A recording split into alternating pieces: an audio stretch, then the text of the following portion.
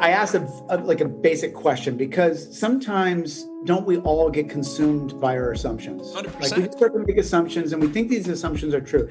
And the assumption in the zeitgeist of the coaching world and the business world is, hey, social media is an amplifier for your voice. It is a way to market and make money, et cetera, et cetera.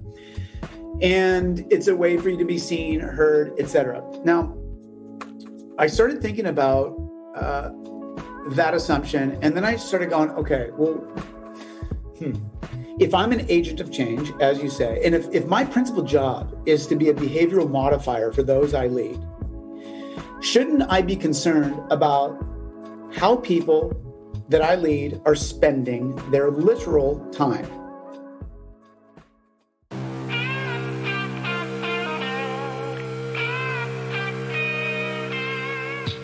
Welcome to the Art of Coaching Podcast, a show aimed at getting to the core of what it takes to change attitudes, behaviors, and outcomes in the weight room, boardroom, classroom, and everywhere in between. I'm your host, Brett Bartholomew. I'm a performance coach, keynote speaker, and the author of the book, Conscious Coaching. But most importantly, I'm a lifelong student interested in all aspects of human behavior and communication. I want to thank you for joining me, and now let's dive into today's episode.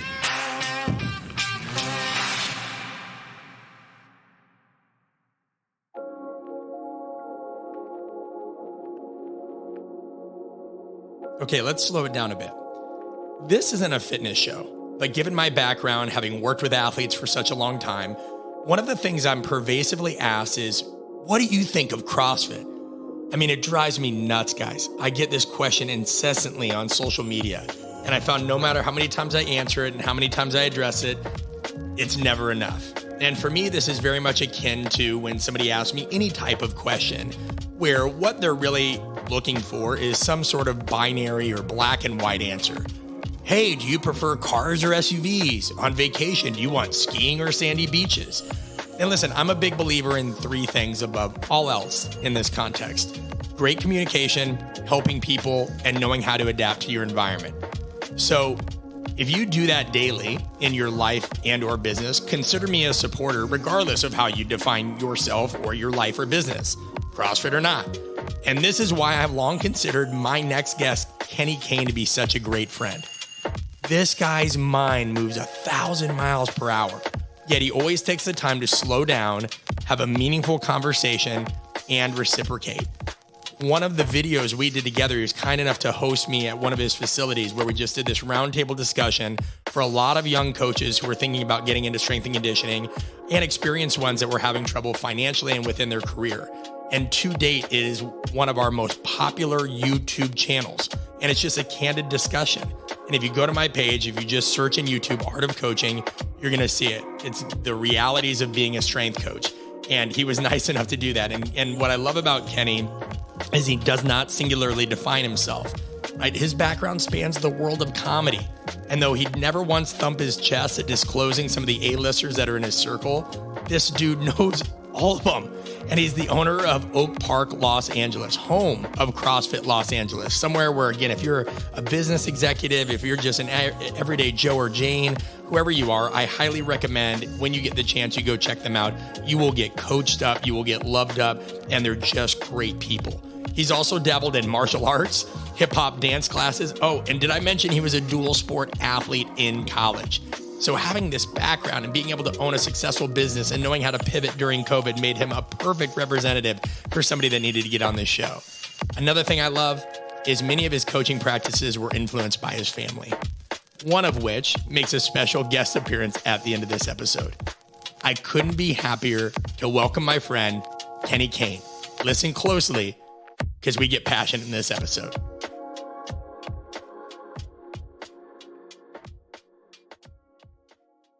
Kane, welcome to the show. Brett Bartholomew, it's great to be here. Everybody, when they heard that, turned their volume down in their car. They're like, Jesus, why? Like, why do you have to yell? Listen, because it's Kane. What they don't know is that when you and I get together, we're like the two annoying guys that like, okay, this is going to be so awesome. We're going to talk, and then I'm going to listen, and then I'm going to talk, and then you're going to listen, and there's going to be a lot of listening. And then there might be some ideas, and it's going to be so cool. Yeah, and we might... like, okay, that's good. Let's slow this thing down. And almost like a a bad Jeff Dunham performance, there's going to be at least 4 or 5 different voices going on. First of all, Jeff doesn't really have many bad performances. No, he's the man. I want to have him on the show. I like that you threw Jeff in there because he is a true manimal when it comes to his vocal dexterity and his capability on stage. But thank you for that reference. And if you don't know who Jeff Dunham is, do look him up because it's time well spent. Yeah, 100%. And I want to have him on the show. As a matter of fact, that's going on my bucket list right now. I wish I could tell. This is where I'm going to pretend like I have somebody that reaches out to guests. Vanessa, make a note. Yep, get Jeff Dunham on the show. All right, Vanessa's got it. We're good. No, man, I'm happy to have you. Thank you for taking the time. Pleasure to be here, man. So listen, we're going to hit a lot of things here: gray area, context, coaching, communication. I think one thing that made you a no-brainer for the show is any of our listeners or new listeners, they know that, a lot of us are trying to take the lessons that we get from coaching or performance and put them out into the greater world, right? So no matter what somebody does for a living, they can apply it. And you are the quintessential example of this because you've had such a diverse background. I remember the first time I found out, speaking of Jeff Dunham, you did comedy. Can you tell me a little bit about your comedic background real quick? Yeah, I spent 15 years developing my craft as a comedian, and 10 of which I spent professionally touring the world, the country primarily, but I got to go to the Middle East a couple times and to Asia once to perform for the troops. So pretty amazing just to be able to kind of like sit down in the mid 90s and put a pen to pad and kind of think, all right, this seems funny to me. And then, get the air kicked out of me a little bit by taking it to open mics and trying to eventually figure out after years of crafting it to actually convert it into something that's funny in the opine of others, and then get to work and do that. So I was part of the 1%, if you will, that kind of took the creative artistic path and turned it into a living. And I'm so thankful and blessed that I got that opportunity. Yeah, I mean, I would love to have been with you on those travels. And within that, I want to start this off with a hot take related to that. One time, and I won't get it precisely right, it doesn't matter, but I had said on Twitter, the coaching world is very much like comedy. In comedy, everybody else thinks every other comedian sucks, and if some other comedian successful, people get so mad, at least pre-Netflix. Now they can all help each other get gigs. But I feel like the coaching world is so much the same way. They're like, that guy sucks, or that woman doesn't know what she's doing. Do you feel like there were a lot of similarity? Everybody's underpaid and everybody sucks, but in comedy a lot of times. If I'm comparing both professions, I would say that with absolution, what you're saying is true. However, I would say that it's worse with stand-ups. I mean, it's at the pinnacle with stand-up comedians. Nonetheless, and then I think the last 10 years with the advent of social media, the community of coaching has shifted and it's really become easy to be threatened by other people's work. Whereas 10 years ago, and prior to the algorithmic changes, I felt, at least professionally, that there was less territorialism than there is currently in the last 3 to 5 years, let's say. And so in the last 3 to 5 years, I've seen a lot of territorialism, and it's become very conspicuous and interesting to me to see, okay, like you guys, in the end, we're still trying to do the same thing, and that's to help people be better. And that's our commonality, but for some reason we can lose sight of that very quickly. Yeah, I mean, it's like the darkness of data that we don't really talk about much, how it tends to amplify scarcity bias, right? Like if somebody else is getting more views, well, they're a threat. If somebody else is getting more, it used to be if somebody else got more walk-ins or more customers, but now every day we are reminded at our inadequacy. And I'll admit it. Like I've talked plenty of times about my pettiness on the show, and I want to open this up for you. But I always feel bad if I don't lead by example. I feel like, my wife and I were listening to a podcast the other day in the car, and I go, do you ever notice that it's almost like if you're an academic that talks about behavior change, you immediately have a podcast that's sponsored by some big company, and it's already got like 10,000 5-star reviews. And you've got I'm just like, what are we missing here? Because I noticed that obviously we appreciate behavior change as coaches, right? You're a change agent. We have to manage behavior and all these things. But man, the academic world, all you got to do is talk. And so I started realizing like, man, I'm petty. Because I start catching myself. I'm like, listen, we don't try to go after a bunch of celebrities or anything like that. I'm like, our show's better than that. We're not perfect. I'm not the shit, but our show's better than that, isn't it? And I'm like, I got to go crawl in a dark hole because I start getting in my feelings, which is easier to do than ever before now. I mean, you're not on social media anymore for that reason. Did any of that just start to consume you at all? Well, look, I got to a point with myself personally and then professionally. I've written a couple of articles on it via our old podcast, The Body of Knowledge, with our good friend Andy Galpin. And I got to a point where I asked a basic question, because sometimes don't we all get consumed by our assumptions? 100%. Like we start to make assumptions and we think these assumptions are true. And the assumption in the zeitgeist of the coaching world and the business world is, hey, social media is an amplifier for your voice. It is a way to market and make money, et cetera, et cetera.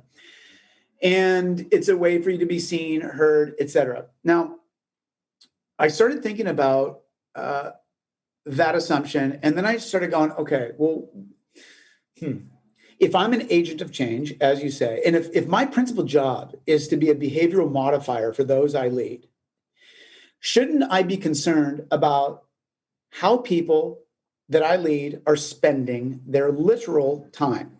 So then I just started researching. It turns out that if you're on 2 major social mediums, that's about 2 hours a day. If you're on 4, that's about 3 hours a day. For the average consumer, 3 billion plus globally. So for the general masses, if I were to say to you, hey, on the low end, I'm going to get 14 hours a week back, 56 hours a month, Brett, of your time back.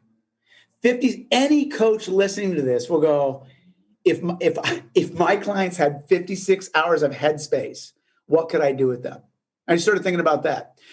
And then I started realizing, okay, well, if it's capturing people's real time, and my question is open, like if on the average, I'm just talking math, I'm not talking about people's opinions or emotions about it, I'm just talking about math.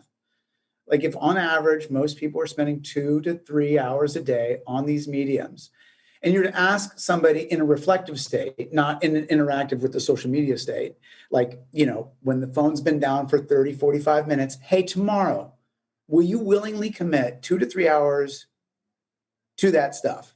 And then the next day, and then the next day, and then the next day. And then, in a year, you're going to commit several hundred hours, work weeks committed to that. Like, is that where you want to do it? And so it's just a matter of time. So then there's an adjacent but very heavily related issue of attention. So human beings, and if we study like psychology or chronobiology, we understand that human beings have a limited attentional capacity, right? So most people at their sharpest have 3 to 4 hours a day of really high level productivity. So if this starts to tank a little bit, and if you're occupying headspace by these things that are inherently aggravating to the nervous system, then you're getting kind of cranked up without knowing that you're cranked up, and you're depleting what's a natural limited resource, your very ability to pay attention. So now you've redirected real time, which has value for all humans, because it's the only thing that across all humans, we're all limited by. Like our time is limited. That is like, as far as our understanding of physics, that's a truth. Absolutely. So if we're reallocating our time and then redirecting our attention, and then with what happens with it, if there's a negative amplitude of emotionality. So if anxiety, so with every 10 minutes spent on these mediums, the degree of anxiety and depression both spike. So anxiety and depression, right? Anxiety, you've got this fear of the future, and this depression, you've got this like pain of the past. And so now you're dealing with this impossible thing unless you've got a therapist alongside you 24/7. So people are getting a natural beat down of anxiety and depression with the time spent. So in my mind, I need people to be positively charged, because if I'm a coach, if I'm a trainer, and I'm asking somebody to physically effort, and they are depleted because of constant upregulation on these mediums as just a part of their life. Like that's a leadership wise, I started asking myself, well, now I'm aware of real information that is actually harmful to humans. And again, I'm not talking about like, well, we can make social media positive. It's like, no, the net effect is negative. We're taking real time, amplifying negative emotions by amplitude, not by minor degrees, just a plus. It's like these things are spiking dramatically. So now if you have depressed, anxious people practicing being depressed and anxious at 2 to 3 hours a day, like you as a behavioral modifier, you're starting to push rocks uphill, and that hill's getting steeper and the rock's getting bigger. So now let's go to the fourth thing. If what you do matters, how you pay attention matters, how you deploy your human resources matter. And so if these mediums are incredibly skilled at channeling the most impulsive part of our being versus our most intentional part, you start practicing being impulsive versus being intentional. Now, to me, just as a case of logic, do you, as a coach, want people to be impulsive or intentional? And use that as your heuristic. Do you want people to have available time? Do you want people to have available positive attention? Do you want people to have less anxiety and less depression? Brett, it became an ethical conversation for me.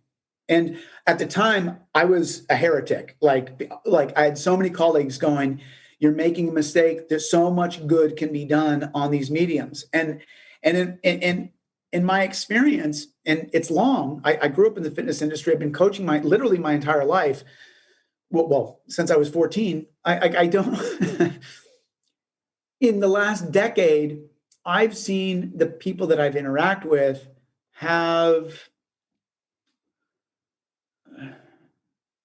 there's less human there. I don't know how else to describe it, but people are smoked right now. And I don't want to blame it entirely on social media. There's a lot of other things at play too. But I will say, if you're committing 56 hours a month to anything, you're going to get good at it. And if that thing is like on the net, not specifically with I get to reach out to my cousin and I get to raise GoFundMe for the person who died. And okay, I get it. And there's those things. But I'm just saying the net. What is the net? And the net for 3 billion people is negative. And for those of us in the leadership world, for those of us in the coaching world, that's a real thing. And so what I would just simply challenge is like, I took myself off 3 years ago because I said, this is no way to spend my life. My time is, I'm challenged as it is, Brett. Like I've got 3 kids. I've got a brick and mortar business. Like that is plenty to keep me busy. And I am trying to really work on people's leadership hygiene, how they use their physical training to make them better human beings in life. That's my cause. That's why I want to own a business. That's why I want coaches to make a meaningful difference in the lives of those that they lead. Then why the hell would I have them repurpose our athletes' time in alternate universes?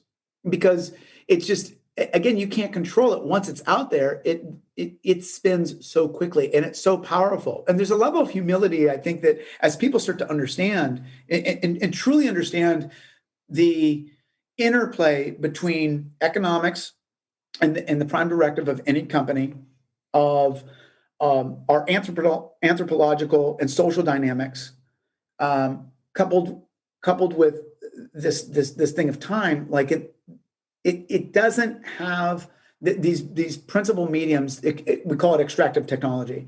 They don't have our best selves in mind. They can't by design. So for me and with our business, I realize as a brick and mortar business, what our service is in the flesh coaching and seeing eyeball to eyeball. And that still brings tremendous value to the team that we lead. They live good middle income lives in our small little gym in Santa Monica. able to provide for the families, and with a very resilient community and culture that despite all the stuff with COVID, everybody stuck with us. Coaches were employed, people were served, and we didn't rely on, the 4 or 5 major social media platforms to do any of that. We're more profitable than we've ever been. And I will say, as an owner of a business, if I am looking at, hey, where's the best allocation of the leadership of my people? Is it, in our case, it's coaching. Like, that's what we do. That's the literal value of what we do. So is your time spent preparing a post about something, about the coaching, or is it spent coaching? Like, and these are just time functions. Like, what's the majority of it spent doing? And so we just reallocated that time. And so by taking ourselves off of 5 mediums, we immediately have had way more headspace to do the thing that we're good at and that we care about doing in the first place, and that we're committed to, and that our people come to us for. So, our route is perhaps not the route for everybody, but I would challenge assumptions that we just swallow whole. And this whole idea that the social media is the way for business to exist and to thrive, I would challenge that assumption just flat out, just by experience. Like, we've been dark for over about 2.5 years now as a business. I've been dark for 3+ years. Like, I'm not going back. Yeah, I mean, there's a lot of intriguing touch points here. I'm going to talk some things out because this is a real discussion, right? And I could do the good podcast thing and just ask you a question based off that and then continue going. But I think there's too many juicy nugs to extract there that we've got to touch. I think one thing I want to make sure people hear, and I don't know, maybe you feel like this isn't what you're saying, but I think it's so critical for people to have a fit between what they're doing. And this is what I mean. I think a lot of times you and I want to talk about context, right? We're here. And if we talk about context, one definition is the situation, circumstances, and setting where like an event occurs. There are many definitions, but that's one in the literature. And I think the issue is when sure, social media can be damning and what have you. And we've done a lot of episodes on social media, but I think the bigger issue, if we get to the root of that quote unquote virus, is that people want to be heard. They want to communicate with one another. They want to interact, but they're choosing the wrong medium. And like a lot of the times they have wrong expectations of that medium. If we look at components of the communication process, we look at, all right, there's people having a conversation. In this case, it's you and me. There's the message, right? That's the content itself. And many different themes come out of each episode. There's the medium, right? This is the means of conveying the message. We're doing this in a podcast or audio format. There's the channel, what connects those two, obviously the internet right here, the code, the system of that meeting, noise, feedback, so on and so forth. So where I find there to be an issue is when people go onto social media to try to have quote unquote meaningful discussions, not realizing they're using the wrong medium.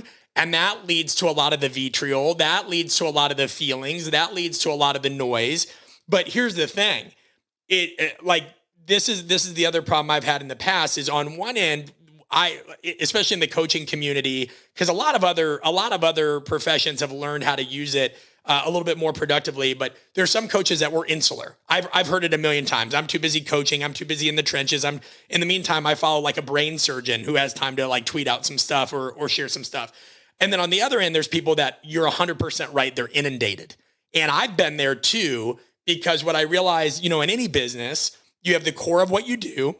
You have the audience that hungers for it, and then you have to have a distribution system. And this is no different, right? If this is where Uber Eats is great for restaurants and Dash Pass and things like that. Wouldn't that be cool if I could be like, and they're sponsors of the episode. I'm not that big time yet. But everybody's got to have a distribution system. If you make candy, you've got to distribute that. Amazon distributes.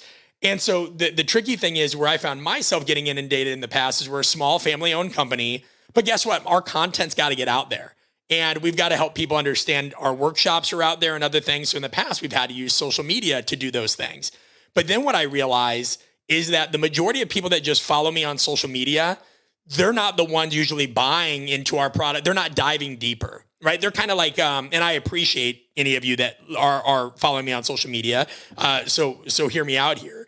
If you just, we have data that suggests people that just follow me on social media alone, they haven't read my book, they don't do the podcast, they generally don't go into other aspects of our ecosystem. Well, that makes sense. My social media isn't sexy. I'm not trying to teach people how to coach on social media because, like you said, I've realized that it's just not a good fit. It's not where you can go in depth.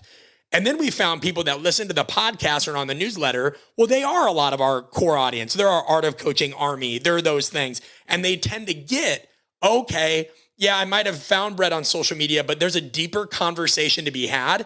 And then they support our grassroots business there. I love what you're saying about the fact that when people, this isn't a battle of like social media or no social media. It's, does it fit your context? Are you like, do you have incorrect expectations of the medium? Because it's almost like a coach using a poor exercise selection with a client, or a business using the wrong marketing strategy for the wrong audience. It's not the right medium for everything. And people have to be more discerning about that. Thoughts on that? Yeah. I mean, two things. One, so the medium is the message. Yeah. Which is an old quote. And that's, I think, really critical for people to understand. And now there's so many choices for mediums, and we conflate which one is the one that we should be deploying. And again, I just stripped everything down. I said, I'm a coach. I'm an in-person coach. And then there's other business assumptions, right? So we got to understand the economy of tech. And I want to be really clear here on sort of a heuristic for the listenership to understand. One is this idea of extractive technology versus regenerative technology. And thanks to a former student of mine, Tristan Harris, who started the Center for Humane Technology and was the one that left Google to start this whole movement. He really helped engineer this consideration. And so if the technologies are extractive, and this is important for you, this is important for me, and presumably this is important for our audience, because we can't get away from this basic fact that most of us are intending to help modify people's behavior. That's at the core of all this. But if this technology is extractive and on the net negatively manipulating behavior, that's a real consequence to us asking our populations to spend time there. You go from it being, hey, I like to use this because it helps my business, to this is becoming an ethical question. And when you say ethical, elaborate on that a little bit. So ethics, look, so you've got, like, if you read any of the, if you've read have you read Diamond Goldfish? It's a fantastic book, and I highly recommend it. Say that again one more time for our listeners. The Diamond Goldfish. The Diamond Goldfish. Yeah, and it's a derivative of the people who created Market Force, which is one of the two psychometrics that we use for our team development at Oak Park in Santa Monica. So it's what I use for the coaches. But but what's the golden rule? Like, do no harm.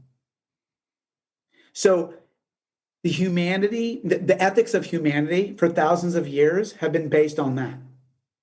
So it becomes an ethical question if your actions are harmful.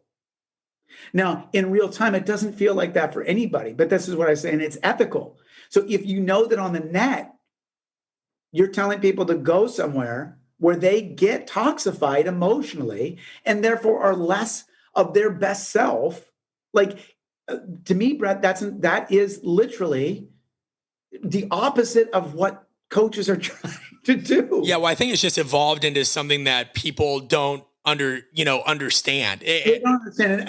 And listen, I took a sabbatical to understand this.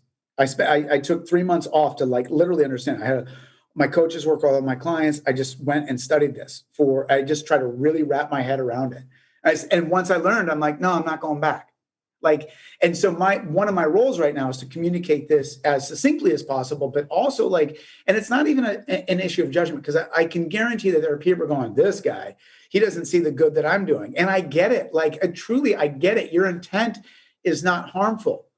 but the intent and outcome can often be different. And it is time for coaches to like start to recognize some of that. So that is, and when we understand that, like, if we're violating a rule that will be with us for thousands of years, assuming that humanity exists in a couple thousand years, but that fundamental rule that has governed humanity, do no harm, is being violated in real time. And this is harmful. So here, go ahead. No, by all means, keep going. You're on a good one. Yeah. So that's one. So, and then coming back to sort of what you were talking about, you were talking about the medium and using the medium. And so you're absolutely right. Like, how are we, what is the why of our business and the cause of our business, to use Sinek's sort of, his most recent book and his one from 11 years ago or whatever it was. So if you got a good why for your business and you have a cause, then these things should be, overlapping to help engineer your decision-making process. And if that has integrity, then you can figure out how you want to market whatever it is you're marketing. And so again, this is going to come across as a little bit confusing for people, because it's, I'm not saying not to market. I'm just saying be cautious of the pools in which you market, because what you're trying to do may have a negative effect. Adjacently, what you've described, Brett, the people who consume your social media don't invest in your products. Now, isn't that just... And that's the biggest scam of the whole thing, because the ads are sold in such a way that they want the entrepreneur to feel, okay, I'm going to get a net return on this because I'm going to get the views, I'm going to get the likes, all these other things, whether you're using these things or not. That's still the assumption. Now, I know, real quick, I do have to clarify on that, right? People that just consume social media and aren't in our ecosystem anywhere, right? There are people that didn't know a lick about us that saw stuff on social media and then said, oh, that's interesting. And then they went deeper and went deeper. And we generally do have a good return on our ads. That's tricky too, because, right, like, people can think ads or user data is a bad thing always. And we can get into that if you want. Like, well, we still, when we run a course or what have you, and we don't do it all the time, we still are going to have ads, because at the end of the day, there's people that want our product that aren't going to see it otherwise. But the algorithm controls that, right? Like, listen, I have no problem with ads, as long as the people knowing that they're getting advertisements are also aware that they're getting behaviorally manipulated, sure, which is not the case of capitalism at this moment. And so, again, I don't want the show to be about capitalism, but in the end, like, the more a coach starts to understand the overlap of what historical capitalism is and what current capitalism are, they're two different things. I like this. So do you think behavioral modification or manipulation, all behavioral manipulation, is bad? If it's not explicitly agreed to by the person engaging. So again, that's an ethical line. So, right? Let's say you 15 years, 25 years ago, you're watching the Super Bowl, Doritos. Great. I get it. Now the Doritos is tucked into our subconscious somewhere, and these alternate things that still land us to Doritos, but we didn't know that it was about Doritos. Right. That's a whole different level. And so that's what people don't understand, is the level of sophistication that it's getting us to Doritos. And so, and again, like, I'm glad to do a whole nother show on this, because I know you also want to talk about other things. No, this is good. Keep rolling. We're going to go where the iron's hot. Keep rolling. Cool. So, I'm concerned. I don't want to say that advertising is bad. That's not what I'm saying. But I'm saying, if you are being behaviorally modified without knowledge of that behavioral modification, I think that's significant. Let's just put it in the context of coaching. Hey, you and I know, and just perhaps most of the leaders out there and coaches out there know that, like, often, sometimes you don't need to tell your athlete exactly what you're doing to get them to where they got to go. But also, how is trust earned over time? Hey, this is where I was trying to get you to go. At one point you said you wanted to get there. You showed up on this one day. you just weren't there. So I figured out this little clever little thing to kind of get you there. But in the end, we got there. So at one point, the athlete made an agreement. I am coming to you to help me modify my behaviors. That is an explicit agreement. I'm going to pay you for that service. You do you, Brett. You do you, Kenny. You do your professional job and you help me get to point B. There will be some days where you go, this is our workout, and you show it to them. There are other days you go, hey, this is, you know what? Come on over here. We're going to do this little thing. And then you backdoor it. But you still get them there. And that is at one point explicitly agreed on. Versus you never even knowing that the agreement exists in the first place and you getting over to some other location, not knowing that you're getting your attentional resources are getting deployed at a third party's interest, not your own. Hey guys, we'll get back to Kenny in a moment. Listen, since we're talking about the medium being the message and how critical it is to find ways to connect with others in a way that brings true value and more context to situations, I want to invite you to our Art of Coaching All Access channel. Now, what this is if you go to artofcoaching.com/channels, it's a way for you to communicate directly with me and some of the most dedicated members of our community in a video first, come as you are way that is social media proof. Every week I'm dropping new content and we're having conversations that matter most in your life right now. And this is for all walks of life. It doesn't matter if you own your own business, if you're a dentist, if you're a doctor, if you're a coach, if you're somebody that values social interaction and you value Q&As and you want direct responses and you don't want to have to worry about video editing or graphics or anything. Literally, you just pick up your phone. It's as simple as FaceTime with one of your loved ones. Then please make sure to go to artofcoaching.com/channels. It's where you can find me every single week sharing some of the most in-depth discussions on all things coaching and communication. All right, back to Kenny.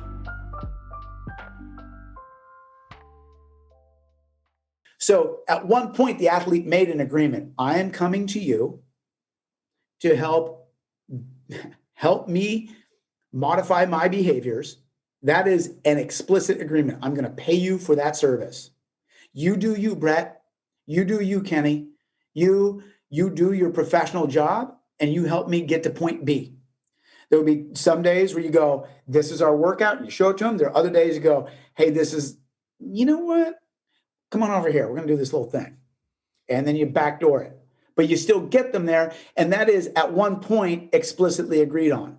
Versus you never even knowing that the agreement exists in the first place and you getting over to some other location, not knowing that you're getting your attentional resources are getting deployed at a third party's interest, not your own. Well, let me share an example of this, because I think what you're saying now is, I think this is awesome, the way you're clarifying.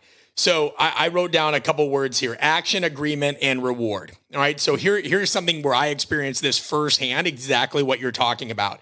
So when we pivoted in 2017 and I decided, you know what, I'm going to take kind of the lessons I've learned as a performance coach out into other industries, no different than, Jocko has from the military to what have you, and all these different things, right? I'm going to try that.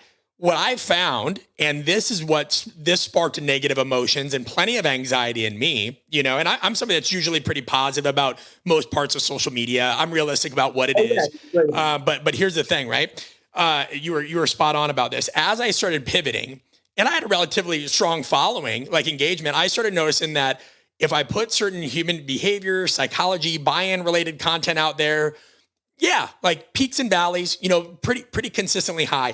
The minute I showed a video with Julius Peppers or me training an all pro or somebody like that, bing, bing, bing, bing, bing, it lit up, right? It lit up. And so what I started to notice is, despite at the time of this recording, 95,000 followers or whatever measly amount I have right now, I noticed that the majority of them don't see my posts unless it is essentially what Instagram wants me to show them. So for example, there were about 6 Fridays in a row I put out coaching content, communication content, psychology related content, behavior. If anything, I lost it. I can see the accounts engaged. One day I put out a video, and I know it's what Instagram wants because it's rewarded it based on past behavior. Because who are the majority of my followers? Well, people from 2012, before I got into more behavior change.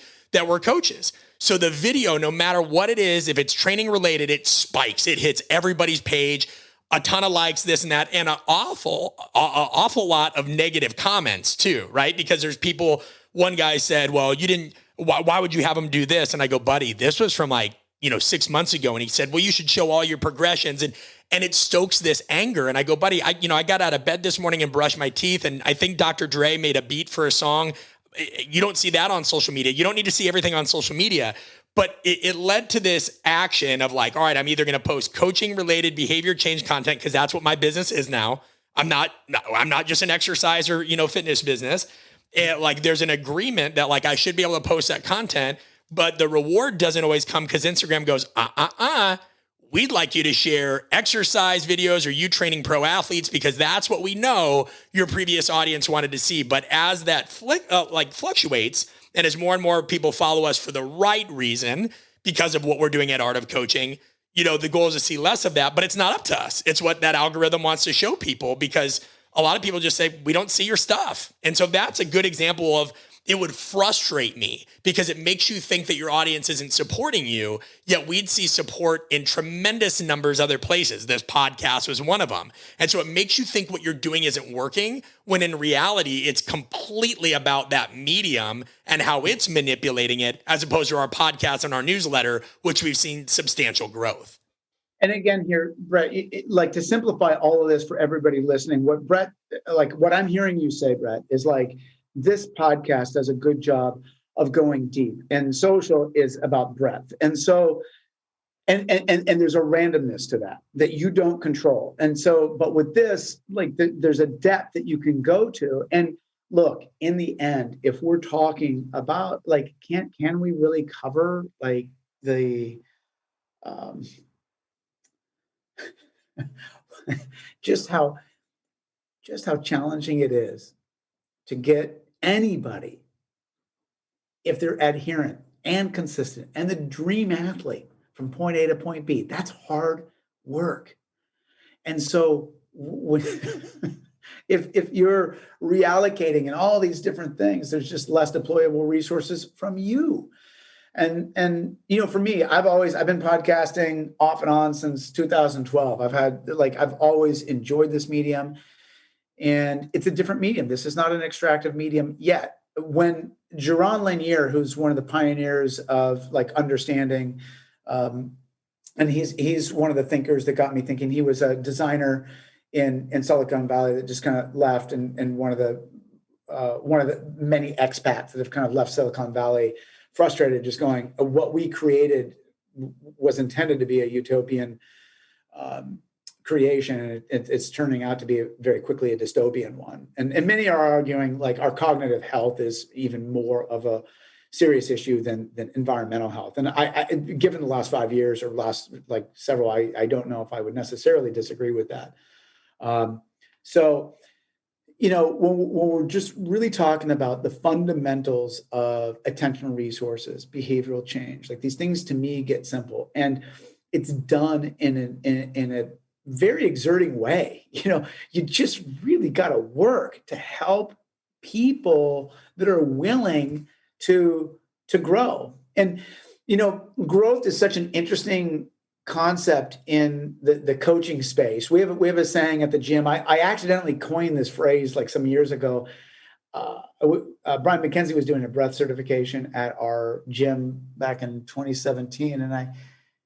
And he said something, and we had athletes going in the 2 rooms, and we're doing all this deep breathing exercise. And I said, change is inevitable. Growth is optional. And he goes, wait, bro, what? And I go, what'd I say? And he goes, and I go, what? He goes, wait, no, play that back. I'm like, change is inevitable. Growth is optional. Sounds like a Thanos quote. Sounds like Thanos said that. Totally. And so, with that, I obviously been a big fan of Dweck's as you have for some time, but I just started thinking about this growth mindset thing is kind of an overplayed but underworked aspect of the professional coach, and the professional leader. And so, what I realize is that, to grow something, to grow someone, to grow a business, it has the same four ingredients that change does. The distinction between change and growth is consciousness, is mindfulness, is situational awareness. And so, as a mental model, what we do at Oak Park and what, we've deployed in recent years with our community is like, look, let's just chunk down all this training, all this stuff that you want to grow. So why? And you've talked about that. I've talked about that. A lot of coaches talk about that. We're no newbies, or we're no pioneers in that regard, for sure. But the next thing is to go, okay, well, what sort of actions support that? And any thoughtful coach is asking those questions on their own. But then the third part and the fourth part become very significant. What relationships are you surrounding yourself with to help you be consistent about those behavior changes that you're seeking? And then what sort of systemic and environmental cues do you need? What sort of environment do you need to be in? And what sort of situation do you need to be in to help foster that?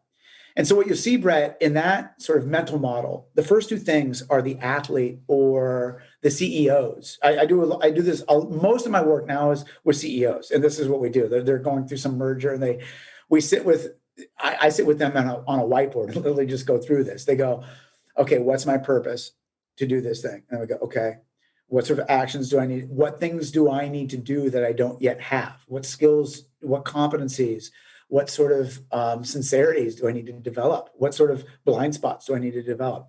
Then we go, okay, what kind of relational help do I need? And that typically starts with me, and then I'll resource them to different professionals if needed.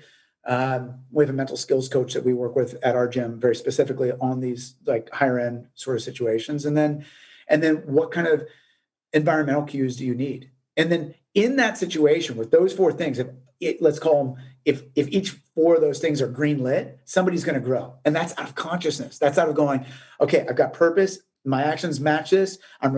People around me are supporting this, and the environmental cues that I'm getting. And you and I both know professional athletes that didn't have the right environmental cues, had all the other stuff.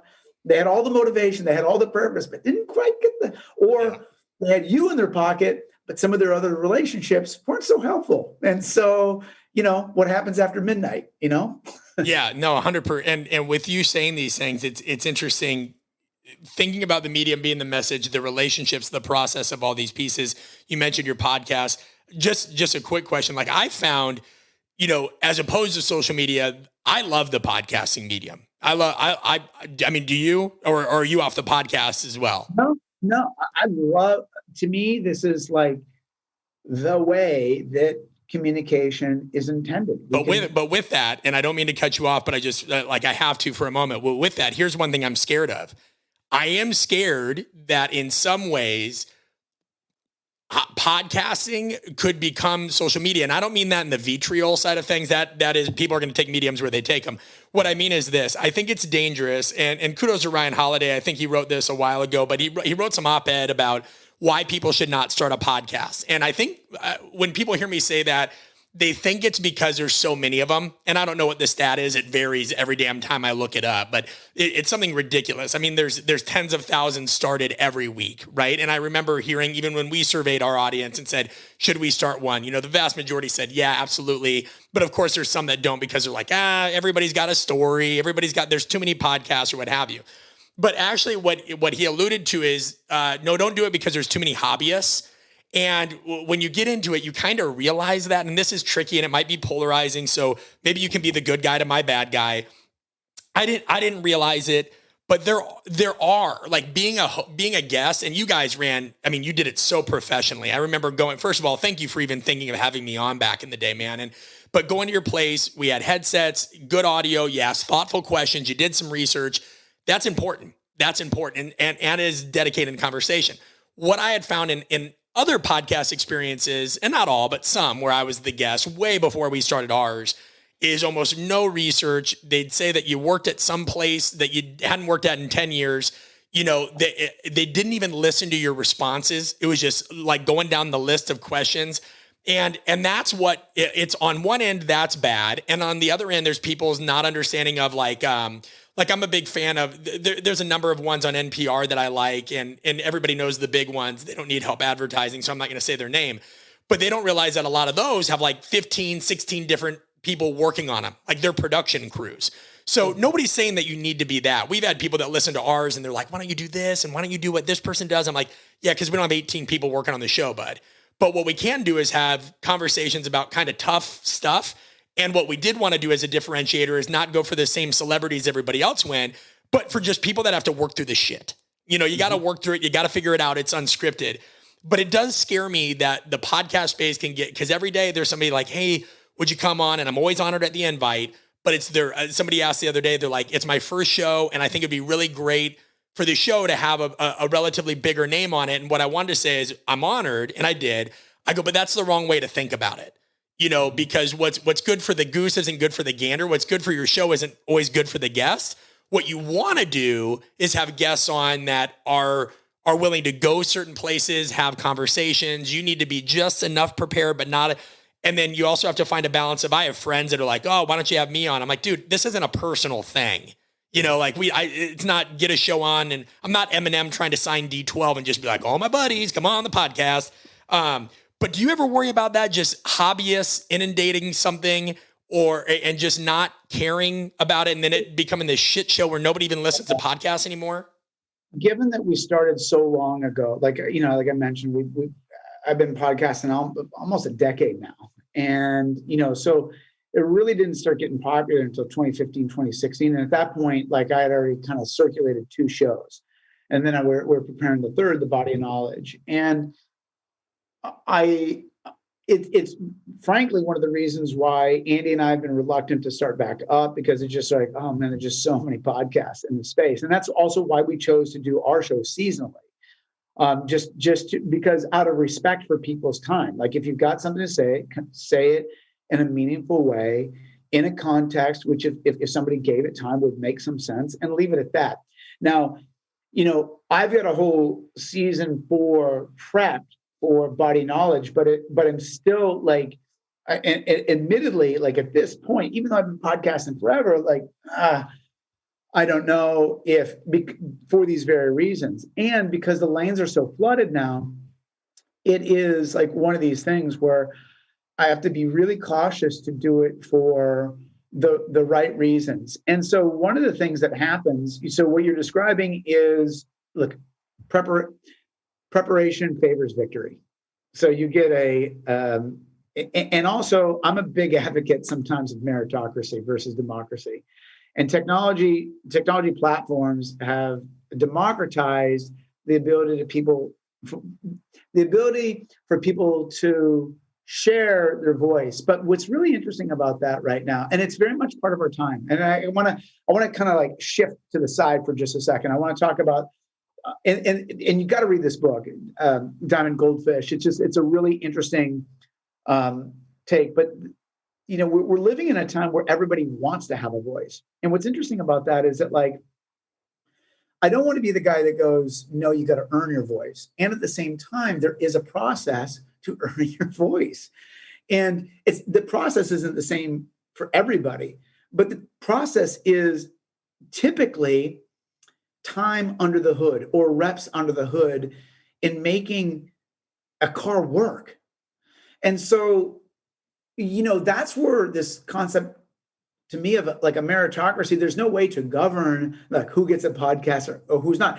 And what's even more like concerning is you admitted earlier in the show, the things that you posted weren't your prime message. It's not what you working with an athlete isn't what Brett Bartholomew is about. Like it's a piece of the thing, but that's not, and those are the most liked posts. Right, it's part of the origin, but it's not where we're going in, like you evolve. But that's look at, you got the trunk and you got the extremities. That's an extremity, but it's not the trunk. It's not the core. And so now, in this moment, like, am I concerned? Yeah. Like I do. And I'm really trying to discipline myself from going on your show going, not everybody deserves a voice, because that's not what I'm trying to say. But what I'm also trying to say is like, look, if you're doing this, like what is the, like, why, like really why? And at this moment of time, we have, as humanity evolves, as society fluctuates of what social currency means. Like we're living in this time where, you need to hear me the way that I want to be heard. Right. And so as an adjunct to that, technology platforms, including and especially podcasting, it makes it very available. Just the same thing with social media. Very easy to do these things. Like it's very greased to kind of get onto the platforms. It's not horribly difficult to start. And when I first started podcasting, it was like a little bit trickier. And now it's just way easier. And is that a good thing? Like, well, it's mixed, is what it is. And in the meantime, there's just a lot to kind of work through. And what I want to kind of circle back to is this idea from Diamond Goldfish about this concept of the diamond rule. All right. Do you mind if I kind of go there for a second? Please, by all means. Yeah. So, like, look, the first rule is you're not trying to do any harm. So the intent for people, like everybody listening to the show, is probably very much like you and I. There is a deep inherent desire to help others. Like if you want to see the soul, like that's what's in there, right? But then the golden rule is treat others the way that you'd want to be treated. And you've done some really interesting work. Like your book is very much about like unintentionally. Well, that's good, but other people might want to be treated differently. Yeah, I'm not a huge fan of that rule because it's not everybody wants to be treated the same way. So then we get to the third rule: treat other people how they wanted to be treated. So if in your context and in some of the leadership that you've offered, I would say that is very much at the heart of conscious coaching. Like you've talked about that in different ways, but it's like be able to meet people where they're at. But we're also living in a time where everybody wants to be met where they're at. And the literal process of doing that is unintentionally harmful. Well, because it's meet people where they're at, but what they forget is that it's a dyad, right? Interaction and relationships are a two-part thing. So I think what people think and they misinterpret it is meet people where I'm at. They think like, oh, that means serve me. No. I'm going to meet you there, but you're going to meet me somewhere else as well. Like we've got to meet each other there. And so it's true. And you see this, like commitment isn't convenient. This is like when people DM or whatever, and they say, hey, they want an answer to life's question in a DM. Well, I'd like to meet that person where they're at, but I also tell them, hey, like this is probably a discussion. I don't know that I can answer this on a DM. Here's some resources. And then go ahead. Well, funny enough, I mean, to that point, very specifically, the fourth rule in this like emotional intelligence way of leading is managing yourself under pressure and addressing the needs of others to avoid their triggers. So you're going to have things that like your own biology, like, and you and I have done enough work with psychometrics to understand, like I get, I'm very, like I test sort of in the influential, I get triggered if like people get bogged down in structure. Because I'm just like, we got to move. We got to see the vision of this thing, and we got to keep this thing moving. Like there's a, I have a clock in my mind. You're Tony Stark. You're Tony Stark. Yeah. Whereas other people have like a structure, and they're like, I need to know the structure. I'm like, I just described it. The structure is the vision that I just described. That's our why. We're going there. We're going there now. And they're like, yeah, but what are we doing and how are we doing it? I'm like, didn't I answer that with why and when? And they're like, no, I'm what and how guy. And I'm just sitting there going, oh, okay, that's my blind spot. But the point is I know that under pressure, and that this helps me in real time, that my natural defaults are such that I know when I'm not getting through to somebody, I immediately got to go counterclockwise and start asking basic questions like, what am I trying to communicate? How am I doing it? And then immediately when I do that, I started getting more effective as a leader, as a coach, as somebody who's developing others. Now, the point in all this is that you were just describing a scenario where under pressure, and this is where social media, so I want to loop all this in, like, whoa, man, it's a crazy connection. But Jeff Dunham, you got to bring Jeff Dunham into it. That's how it started.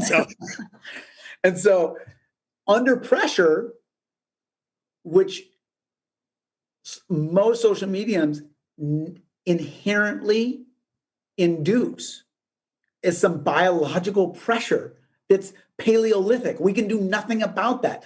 So you're communicating in a medium that with this other guy that you literally can't hear each other, and both you're feeling pressure, he's feeling pressure, and you can't make any sense of hearing each other. It is a miss completely.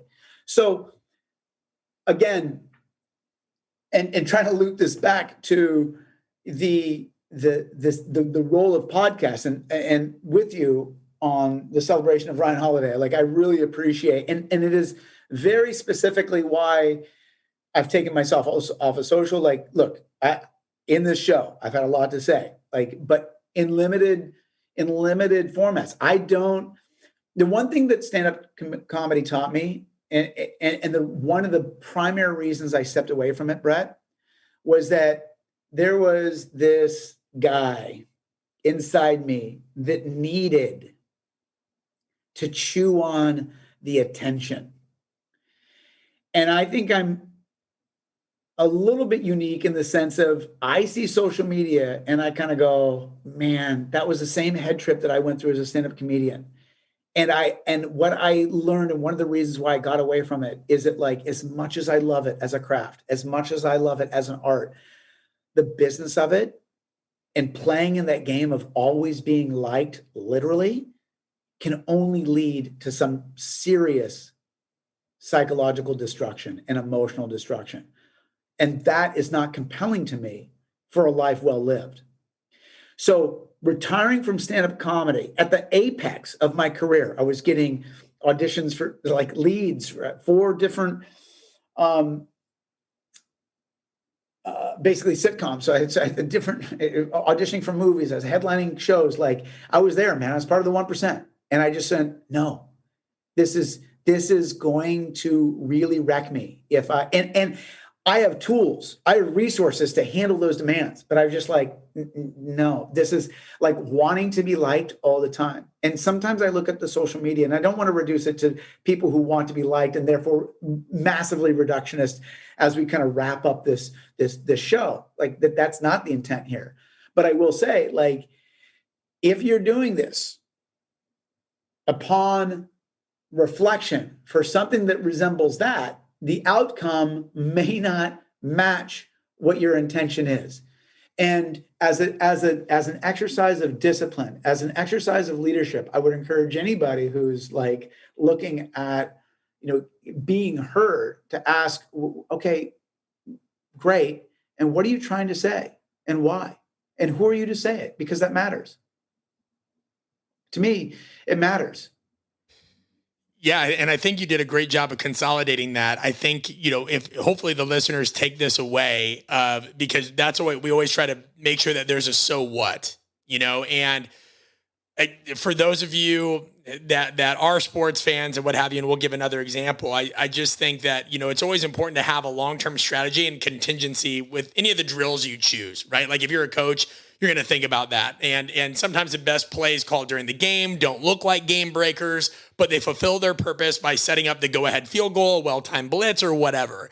And this stuff very much is chess, not checkers, and I think that when we talk about the medium being the message, you have to think about, because it is, again, it's a fine line. I just know too many people that take this one of both extremes. Like you said, they're all inundated in social media or other aspects, or they're completely off that and they demonize everything. And I just think being insular is just as bad, because being insular, it's very easy, I'll give you an example. I have a friend that they have like a texting group, right? It's like a WhatsApp group with only people in their circle. Well, I think that's just insidious, because then you're kind of around this echo chamber. Now, that's different if those people, and maybe they do, they go out and invest in being in other groups and what have you. I think one of the best things that I did, you talked about yours was getting off social media. Mine was, before COVID, I went to a lot of continuing ed that was nothing related to my field, but very related to my field, and so that's fine. I'm going to have my coterie of friends that I interact with on Marco Polo or whatever. But like, I have no interest in only being around our ideas. I have no interest in only being in sports performance clinics, just like I would not just want to be only in psychology and behavior change clinics. The interconnectivity is critical. And so I think people just have to, it's a good call to action for people to look at the mediums that they're in and they're engaging in and saying, how could these be diversified? How can they be made more purposeful? Or which ones do I need to get rid of because it's not serving me in a particular way that's the best fit for my strategy? Anything to add on that point? Yeah, I think that, and this is your so what you call it? Yeah, well, I mean, I don't call it, we could call it whatever you want. We could call it the whipsy do. But yeah, just kind of when people say great conversation, so what? We always put podcast reflections up that people can download notes, and it makes them, they have to actually think about the episodes as opposed to just, sitting there and mindlessly gavaging them. So like on artofcoaching.com/podcast reflection, Kenny, you'll have your very own sheet. So little things that we put on there for them to think about and challenge themselves with. Well, an old mentor once said to me, are your actions contributing to the joy of the world or to the misery? And that is it's just been a great sort of leadership lesson for me to understand situational awareness. And that, when I step, it's not just others are influenced.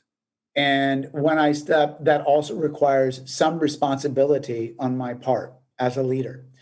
And, leadership requires depth and breadth of many things. And so if in the end, you're contributing to the joy of the world in your actions, it very much ties into this Aristotelian concept of what is a man to know happiness. And Aristotle basically suggested that, that is somebody who contributes to the society in which he lives and knows that work is meaningful.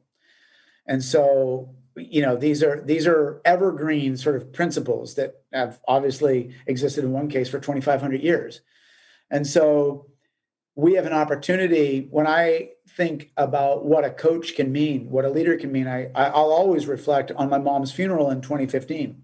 She was inducted into the Swimming Hall of Fame in 1981.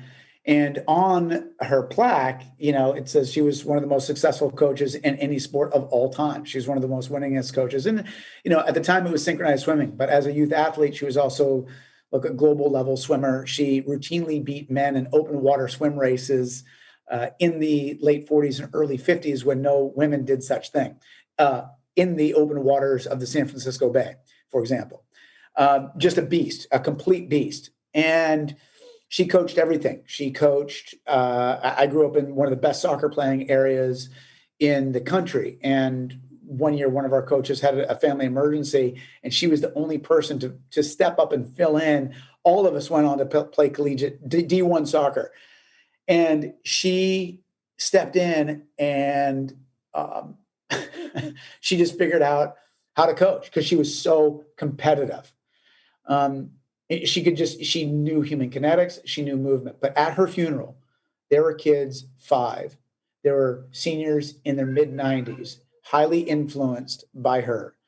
There were the people that eulogized her was a professional basketball coach and a collegiate soccer coach, amongst other gold medal Olympians who had been coached by her along the decades.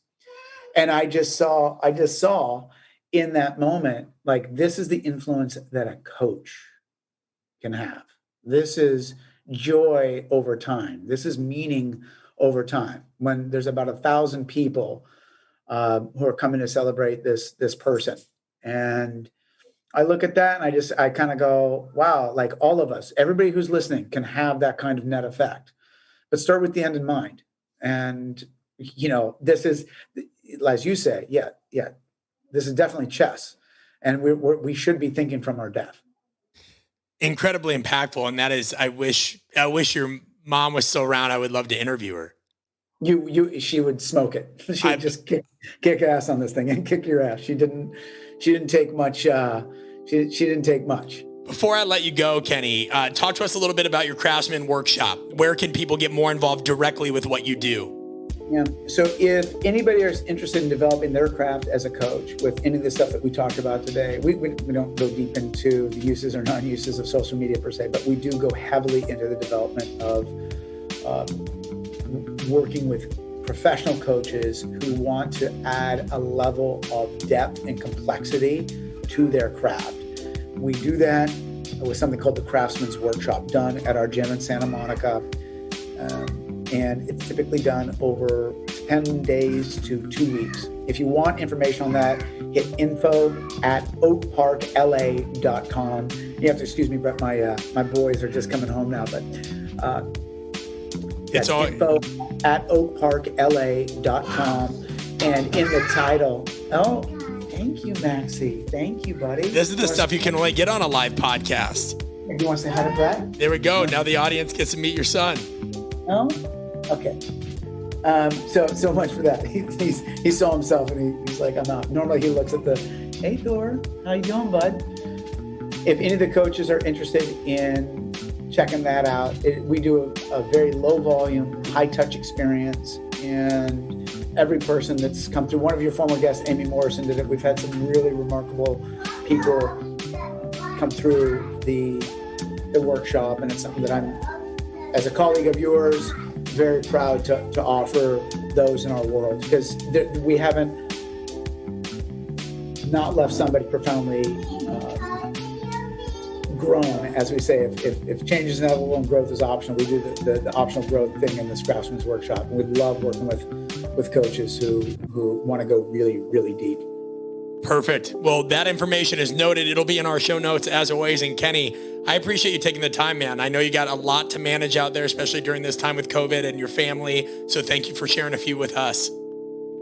Brett, total pleasure. And thank you, everybody, for tuning in. Guys, this is Brett Bartholomew and Kenny Kane for the Art of Coaching podcast, signing off.